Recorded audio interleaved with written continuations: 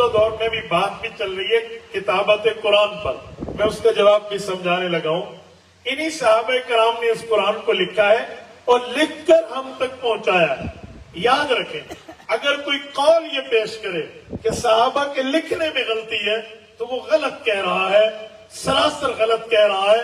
پیغمبر کے صحابہ کے لکھنے میں کوئی غلطی نہیں ہے۔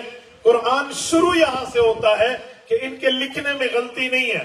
ذالک الکتاب لا ریب فیہ، اللہ نے فرمایا اس کتاب میں غلطی نہیں ہے۔ کتاب لکھی ہوئی چیز کو کہتے ہیں۔ اللہ نے ذالک القرآن نہیں فرمایا، قرآن کا معنی پڑھی ہوئی کتاب۔ اللہ نے ذالک الکلام نہیں فرمایا کہ اللہ کے بولنے میں شک نہیں ہے۔ رب نے فرمایا ذالک الکتاب لا ریب فیہ، ان صحابہ کرام کے لکھنے میں شک نہیں ہے۔ تو پتہ چلا اگر کوئی شخص یہ کہہ دے کہ صحابہ کے لکھنے میں غلطی ہے تو وہ غلط کہہ رہا ہے، صحابہ نے ٹھیک لکھا ہے۔ یہ بات میں کیوں کہہ رہا ہوں؟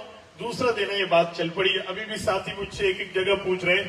2-3 دن سے میرے ساتھ مسلسل یہ معاملہ چل رہا ہے۔ جس ہمارے عالم دوست بھائی مولانا مفتی طارق مسعود صاحب نے بات کی ہے، انہوں نے 2 مرتبہ اپنی وضاحت پیش کر کے، اب تو جو آدھا گھنٹہ پہلے ان کی وضاحت آئی ہے، کھلی انہوں نے معذرت کر کے اپنے الفاظ واپس لیے ہیں۔ ایک بندے سے گفتگو میں غلطی ہو جاتی ہے۔ یہ 2 دن پہلے کی بات ہے، میں ملتان میں تھا، آرٹ کونسل ملتان میں قائد ملت اسلامیہ حضرت مولانا فضل الرحمان دامت برکاتہم العالیہ کا پروگرام تھا، ہم ان کے ساتھ تھے۔ تو میری موبائل کی گھنٹی مسلسل بج رہی تھی، مجھے نہیں پتا کیونکہ گھنٹی آف تھی، وہ یعنی کال آ رہی تھی۔ جب میں وہاں سے فری ہوا، میں نے کال ایک بندے کی سنی، وہ مجھے کہنے لگے کہ جی میں مفتی طارق مسعود صاحب کی طرف سے بات کر رہا ہوں، مفتی صاحب براہ راست آپ سے بات کرنا چاہ رہے ہیں۔ انہوں نے مسلسل کال کی، آپ نے اٹھائی نہیں۔ میں نے کہا بیٹا میں تو مصروف تھا۔ پھر انہوں نے مجھے پھر پیغام دیا کہ جو پھر بات کریں گے، پھر میری مصروفیت کی وجہ سے پھر بات نہ ہو سکی۔ تو میں نے انہیں کھلا کہا کہ یہ غلطی ہو گئی ہے ان سے، ہم اس کو گستاخی نہیں کہتے کہ آپ کہیں گستاخی ہے کہ پھانسی لگا دو، گستاخ رسول، ایسا نہیں ہے۔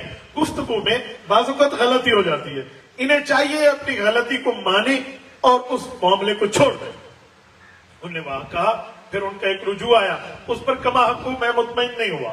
میں نے پھر اس بندے سے کہا، میں نے کہا مولانا سے کہیں کھلا رجوع کریں اور واضح طور پہ کہیں کہ قرآن کریم کی کتابت میں کوئی غلطی نہیں ہے، اس کو رسول اللہ صلی اللہ علیہ وآلہ وسلم نے ٹھیک لکھوایا ہے اور صحابہ نے ٹھیک لکھا ہے۔ تبھی رب نے فرمایا ذالک الکتاب لا ریب فیہ، ان صحابہ کے لکھنے میں کوئی شک نہیں ہے۔ اللہ ان کو جزائے خیر عطا فرمائے۔ انہوں نے اس پر رجوع بھی کیا، الفاظ کو واپس بھی لیا اور اس پر اپنے ایمان کا اظہار بھی کیا کہ بھائیو قرآن کریم میں کوئی غلطی نہیں ہے، الفاظ کے چناؤ میں غلطی ہو گئی تو اس کے اوپر انہوں نے معذرت بھی کی ہے۔ یاد رکھیں، غلطی ہو جائے، معذرت کرنے سے قد چھوٹے نہیں ہوتے، قد بڑے ہوتے۔ معذرت کرنے سے کوئی جو ہے نا یوں نہیں ہو جاتا کہ ایک بندے کی بے عزتی ہو گئی ہے۔ یہ تو اہل حق کی شان ہے کہ اگر ان کو متنبع کر دیا جائے، بتا دیا جائے تو فوراً وہ اس سے پیچھے ہٹ جاتے ہیں۔ مجھے کتنے دنوں سے آپ یہ کہہ رہے ہیں کہ جی آپ بات کریں، آپ بات کریں۔ میں نے کہا ایک بندہ کھلی طور پہ جب تک اپنے الفاظ واپس نہیں لیتا یا اس پر ڈٹ کے بات نہیں کرتا، میں بات نہیں کرتا۔ میں وہ نہیں ہوں کہ اتنا جلدی کسی نہ کسی بات کے اوپر اپنا کمنٹ پیش کر دوں۔ ہم بات کو دیکھتے ہیں، سمجھتے ہیں، سنجیدگی کے ساتھ دیکھتے ہیں۔ یہ تو وہ ان کے کام ہوتے ہیں نا، وہ کہتے ہیں نا کہ جی ابھی تم طفل مکتب ہو، سنبھالو اپنے جوش کو، یہ طوطے کچی فصلوں کا یوں ہی نقصان کرتے ہیں۔ تو سوچ سمجھ کے بات کرنی چاہیے۔ تو اللہ ان کو جزائے خیر دے، انہوں نے 100% معافی مانگ لیا۔